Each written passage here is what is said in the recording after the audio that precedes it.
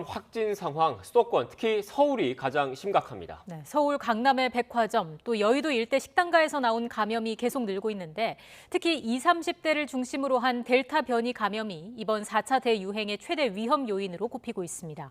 현장에 나가 있는 취재기자 연결합니다. 신준명 기자. 네, 서울 현대백화점 무역센터점에 나와 있습니다. 네, 해당 백화점에서 시작된 집단 감염 규모가 더 늘었다고요. 네, 그렇습니다. 이곳에서 발생한 집단 감염과 관련해 현재까지 파악된 누적 확진자만 71명에 달합니다. 어제 하루 동안 22명이 추가로 확진 판정을 받은 건데요. 백화점 측은 오는 12일까지 휴업 기간을 연장하기로 결정했습니다. 현대백화점 무역센터점발 집단 감염이 시작된 건 지난 4일입니다. 백화점 지하 1층 식품관에서 일하는 직원 2명이 처음 확진 판정을 받은 뒤 집단 감염으로 번진 건데요. 관할구청은 이 백화점 직원 3,600여 명에 대해 코로나19 진단검사를 실시하고 있습니다.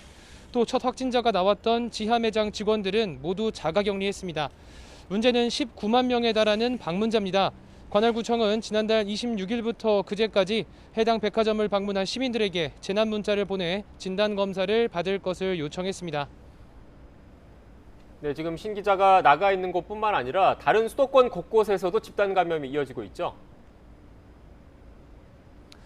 그렇습니다. 먼저 서울 성동구 소재의 노래방에서도 새로운 집단 감염 사례가 확인됐습니다. 지난 1일 종사자 1명이 확진 판정을 받은 뒤에 누적 확진자가 17명까지 늘어난 건데요. 서울 여의도 일대에서 발생한 집단 감염도 우려스럽습니다. 여의도의 한 식당에선 지난 2일 방문자 1명이 확진된 뒤로 현재까지 파악된 누적 확진자는 24명입니다.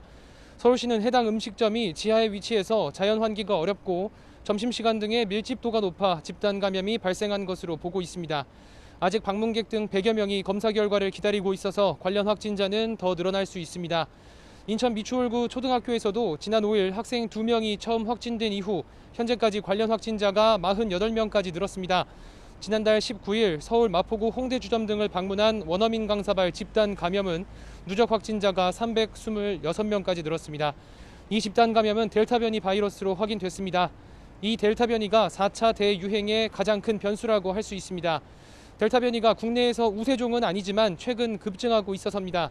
지난해 12월부터 지난 3일까지 델타 변이 누적 확진자는 416명으로 이 가운데 36%인 153명이 지난주에 발생했습니다. 증가폭이 매주 2배씩 커지는 양상입니다. 수도권에서는 20, 30대가 델타 변이에 가장 많이 감염된 것으로 파악됩니다. 델타 변이는 발열과 미각 상실 등 기존에 알려진 코로나19 증상과 달리 감기로 착각하기 쉬운 두통, 콧물 등의 증상이 나타납니다. 전문가들은 백신 접종률이 낮은 젊은 층을 중심으로 델타 변이가 더 확산할 경우 이전과는 비교할 수 없는 규모의 대유행이 벌어질 수 있다고 우려하고 있습니다. 지금까지 서울 삼성동 현대백화점에서 YTN 신준명입니다.